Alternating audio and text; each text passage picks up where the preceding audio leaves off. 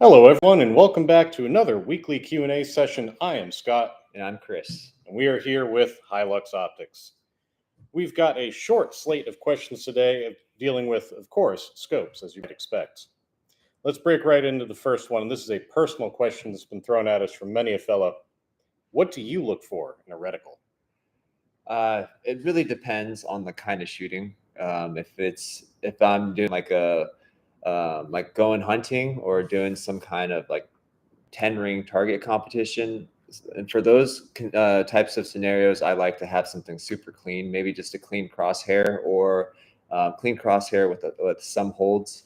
Um, for like a tactical like positional competition like a PRS, I actually like having the Christmas tree reticle. That way you can get a little bit more information and for your follow-ups or for wind holds. What I about don't you? know, man. That Christmas tree is just too dense. Even with PRS, like I am a big fan of Kentucky windage. Give me a few simple lines. I can generally fudge visually where I need to be. But I got to stick with the duplex. Mm. Just all the time, keep it simple, no distractions. I'll measure off by target distances if I have to. Just the Christmas tree, too many little dots and points, and it's just no fun for me. That's fair too. And reticles are something that's very, very personal preference.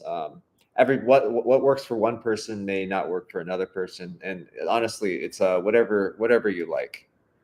Now, Um, that being said, the ranging reticles I have found a distinct love for. mm, So, like the art scopes, the M40, especially if I know the target size are reasonably close, that actually has proven very useful. And you can't do that in a plain duplex. that is true. And I mean, Jim was definitely onto something. He was way ahead of his time, and those reticles were actually, I think, based off of the duplex reticle. So the duplex was the base pattern, and he added some lines in there that were calibrated for a specific known dimension. But yeah, I really like how clean those reticles are, and who knows, we might reproduce one of those scopes That'd coming be up soon. cool. Throw that on the M1A. Yep. Oh my God. I got to shoot that. All right. Breaking into question two. And this is something we dealt with yesterday. Can a red dot be used at distance, and what are the limits?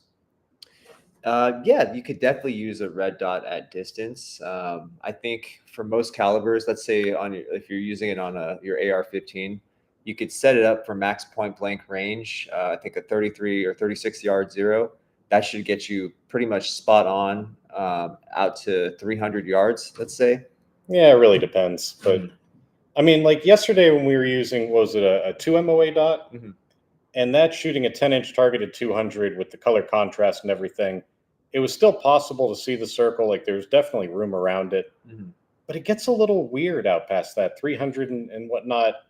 The dot doesn't work so well for me.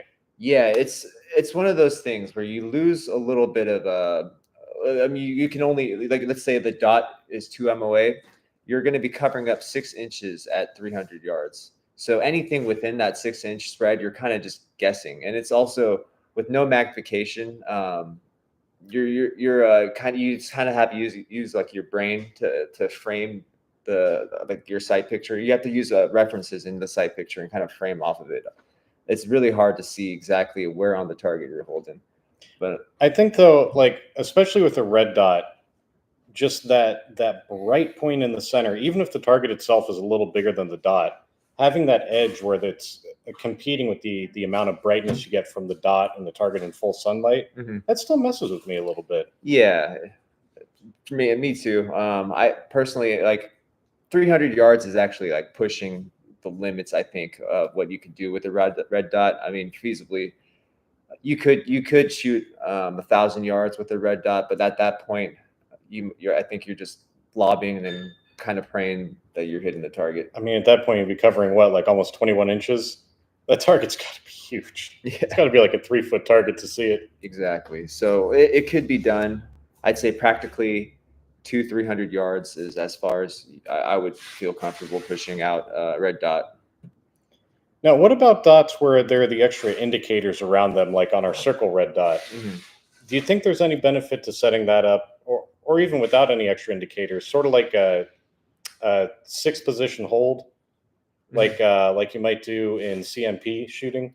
Yeah. So like a 6 o'clock hold, I do think and this is one of those things that with 1x magnification, there's a limit to how much, how far you can shoot just based with your. I mean, yeah, you can use iron sights and shoot out to 600, but I would say I want to set up a red dot though to simulate that. Mhm. Set it up at the 6 o'clock hold, and I mean, you ought to be able to shoot a target that's smaller than the dot. Just lining up that exact precise edge might be a little bit difficult. Mhm. Yeah, maybe that's something we'll try next time out at the range. But yeah, that's a good point. But we in the TD3, we actually added we use the segmented circle as like a lead. You can use that as a lead for like a moving target if you're shooting like Bianchi Cup. But yeah, you could totally use it as a holdover for longer distance shots. Howdy, Ghost Tactical. Afternoon. It is the afternoon. Sorry, I lose track of time. I got a baby at home, so I only know I'm awake right now. All right, let's hop into scope adjustments. Now, modern scopes, you're going to be adjusting what's called point of impact. Older scopes, you're sometimes adjusting the position of the reticle. So let's have Chris, who's one of the engineers, explain what does moving point of impact actually mean? So moving the point of impact is, let's say you're looking at the target, whatever direction you want your bullet impact to move in correction is and most modern day scopes actually show point of impact change on the turrets. Whereas when you move the reticle, your point of impact actually moves in the opposite direction, because moving the reticle will force you to make the correction and in turn move the point of impact in the opposite direction, if that makes sense. But it's similar to, I guess, adjusting your front sight, moving the reticle direction. Well, I feel like moving reticle direction is almost like adjusting one of the old scopes, because that you really are pointing it in a new position. And we have that sort of rule for the old Malcolm scopes: adjust the eyepiece in the direction you want the impact to go. But you're not actually. I guess you are adjusting impact if you think about it that way. It gets kind of weird.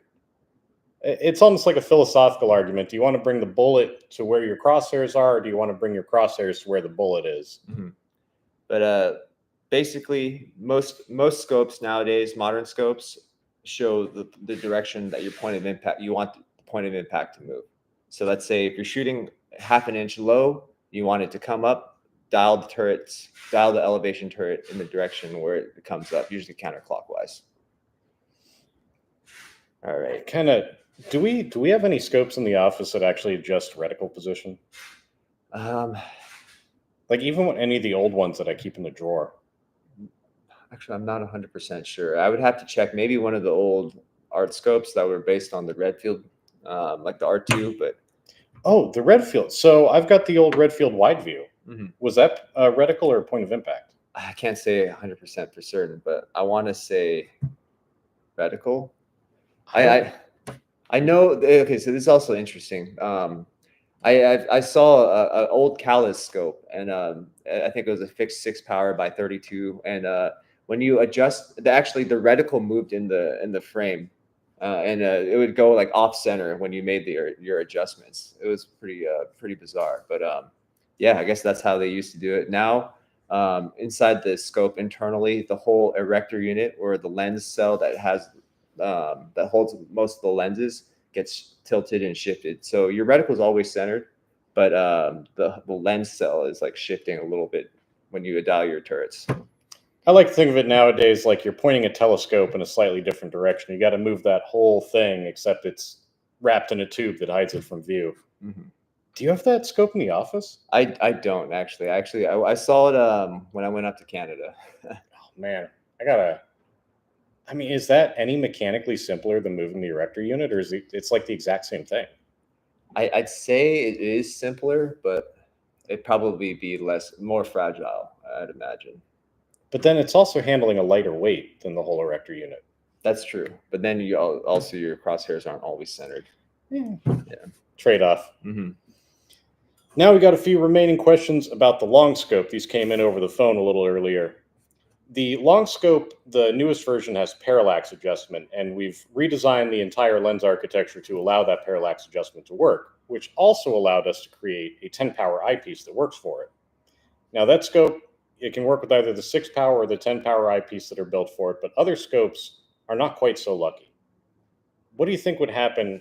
We've tried this, but can other scopes accept magnifying eyepieces from the Malcolm series? So they would have to be designed to take the booster eyepiece. While you can thread it on, let's say if you have our Gen 1 long scope and you want to use the Gen 2 booster, you can thread it on, but the image will not resolve. And that's because the whole optical system has changed. The lenses within the tube have changed positions. So essentially, it's like, how do I say? It's like you're taking a part from another puzzle and trying to fit it into something. I don't know. That's a bad analogy. It's like you're keeping your glasses but trading for someone else's eyes. Yeah. I don't know. It doesn't work that well. I tried it on the old 6 power long scope without the parallax, and the sight picture just kind of turned gray, and I couldn't really do anything else. But now I want to try throwing it on one of the short scopes with parallax adjustment. What do you think would happen? It's not going to resolve the optical system. The focal lengths are different, and I think you may be able to screw it on, but you're not going to get any sharp image. So, moral of the day, the 10 power booster eyepiece is meant for the new long scope only and no other scopes. Although if you were to put it on another scope, it might look cool, but that'd be about all it would do. And the sunshade on that long scope, the new long scope, actually even the previous version with the newer mounts, it was built to slide. And the actual stopping point that controls how it slides and where it aligns is mounted onto the sunshade. That means when you draw it back, if you're off center, the sunshade is bumping and trying to rotate. And I found the best way to keep that sunshade from rotating in any of the sliding long scope versions is to Loctite that sucker. Use blue, don't use red, and for heaven's sake, don't use green. Blue Loctite, a little bit on the threads of the sunshade, thread it in. It's not going to hurt the brass of the objective cell. I would definitely grab the objective cell and hold that firm if you're going to unthread it later so you don't accidentally unscrew it. But do you have any other... I don't think there's really any other good way to tie that thing in. Yeah, just a little bit of blue Loctite. It is easy to overdo the Loctite, just enough to cover all the threads. You don't have to like slather it on. That should be enough. I think I do like 2 or 3 drops. Yeah. It doesn't have to have a very serious grip because you're not using this to like rotate the rifle. It only has to withstand the force of you pulling it back and aligning. And we just want to fill up some of the space in the threads. So that's what the Loctite is for.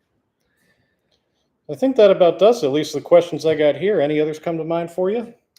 I think that's pretty much it. But yeah, if you guys have any other questions, feel free to comment below. Don't forget to like the video and subscribe to our YouTube channel. Take it easy out there, and let's see if we can end this thing.